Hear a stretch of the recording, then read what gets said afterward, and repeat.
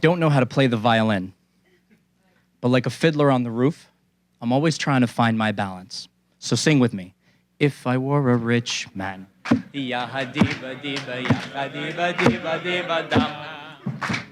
All day long I'd biddy bum. If I were a wealthy man, I wouldn't have to work hard. Dum.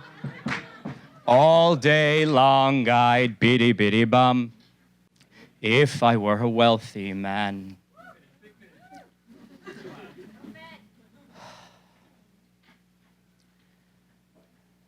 My father's in the crowd.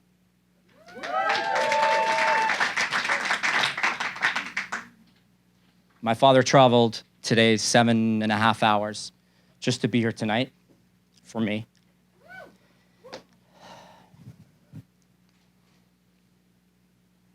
I love you.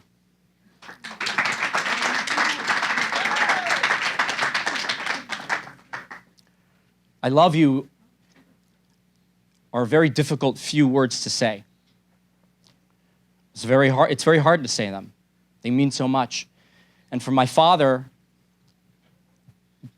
growing up, his father and his mother were both deaf and mute. I don't think he heard I love you.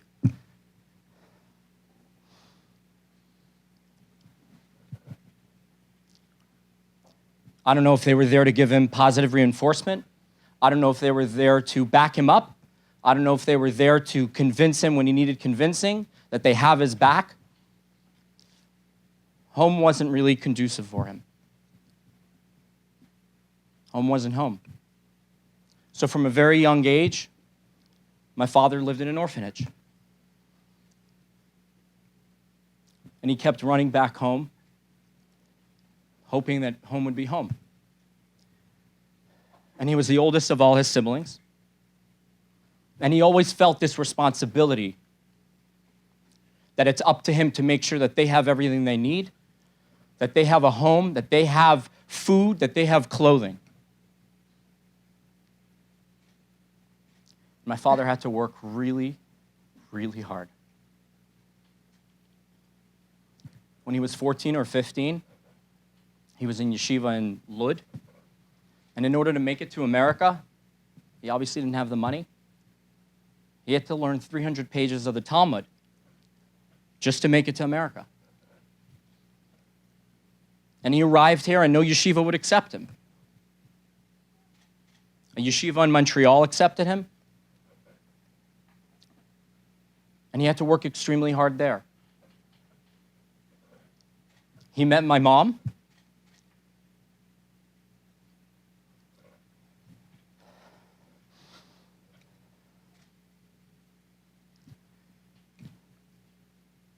And her family wouldn't accept him because he's the poor boy from Jerusalem. How would he support his family? He didn't have any money. What was he going to do? Who was he? Was he worthy? Was he anything? And so my father worked his butt off. My father woke up 3 o'clock in the morning in the freezing cold, frigid Montreal, Quebec, and delivered bagels and bread.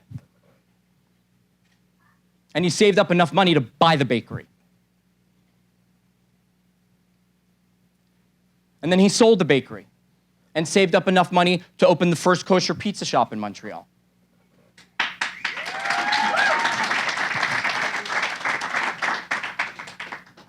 And my father worked 24/7 in the restaurant. And I'm going to talk about something I've never talked about before.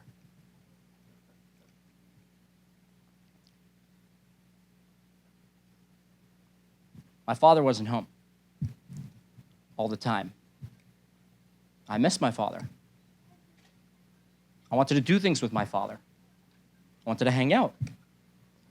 I wanted to go to a hockey game with my father. Why were my friends doing homework with their dad? And I don't remember doing homework with my father. And that was very tough for me. And then as a young kid, I thought, if I can match his work ethic, if I could work just as hard as him,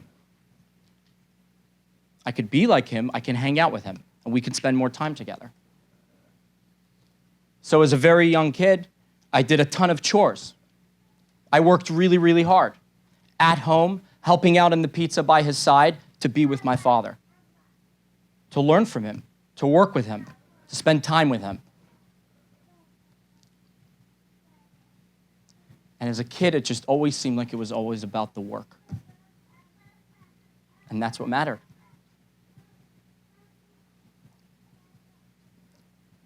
When I was in the 8th grade, I took my best friend to the pizza shop for lunch. And we were just going to grab a slice or two and some fries, and I was so happy to just run in, show off to my friends a little bit. And we walked in and we grabbed pizza. I ran behind the counter like I always do. You couldn't see me, but I was behind the counter.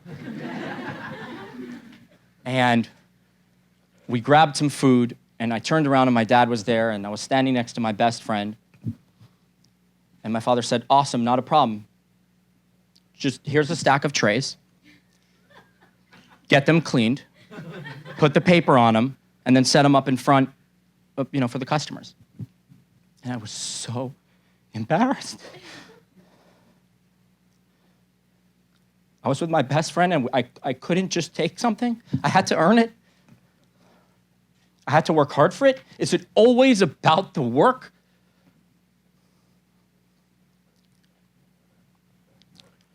And then I was 17, 18, and I left for yeshiva. And there was no one on top of me, and there was no one in charge of me, and there was no one telling me what to do, and I was my own. And I had a decision to make. What type of person was I going to be? What did I want to be like? Who did I want to be like? Who did I want to emulate?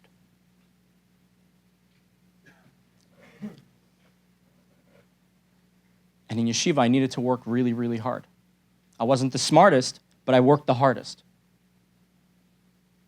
I learned by day, but at night I was binding books and svarim. I was running around setting up farbrengens, and I was tutoring during lunch and supper. Because hard work works for me.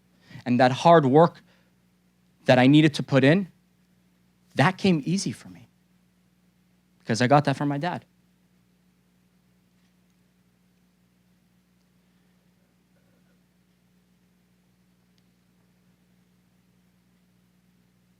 Later on in life, I got married to my beautiful wife.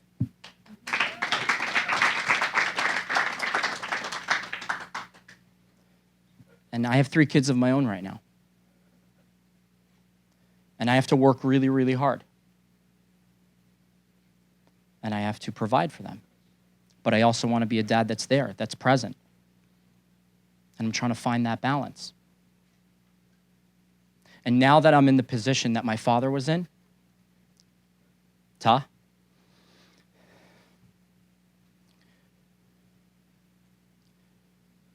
you once told us a story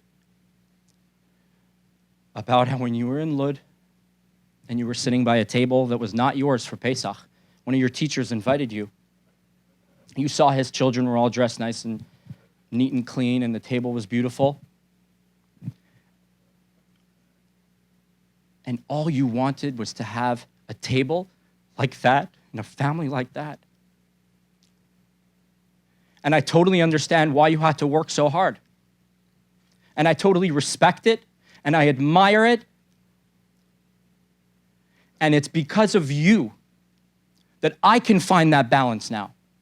That I can work hard, and I can go home and continue giving my kids their full time and attention. You got the process started. You had to do what you needed to do to provide. And I get it. And everywhere I go, everyone says, "Oh, you're exactly like your dad. You look exactly like your dad. Your mannerisms are exactly like your father. Oh my God, you look just like your father." And it's the biggest compliment in the world. Because every single day I strive to be like you. And I think it's a child's responsibility to take what their parents gave them and take what their parents didn't give them and make a better future for your children, for the next generation. I could go now, because of the work that my father did with my kids, to the hockey game. I can learn with my kids now, Shabbos morning. And to the audience here tonight, I urge you, all the work you're putting into your day-to-day life, your 9 to 5, making your first million, it's amazing and it's important. But it's nothing if you do not find the balance. It's nothing if you do not come home at 6 o'clock and give every ounce of energy and devotion and attention and hard work that you put in the workplace. If you do not give it to your family and your loved ones, they need it. Be there for them.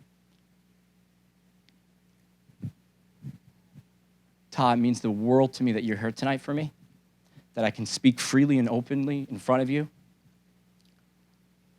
And you've given me everything.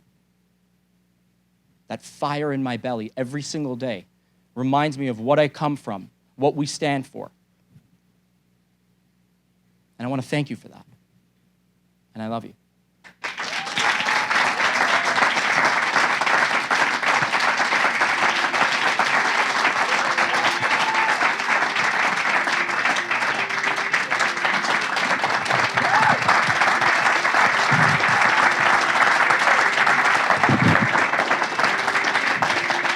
Want to go home? Want to come home and do some homework? Sure. Let's go.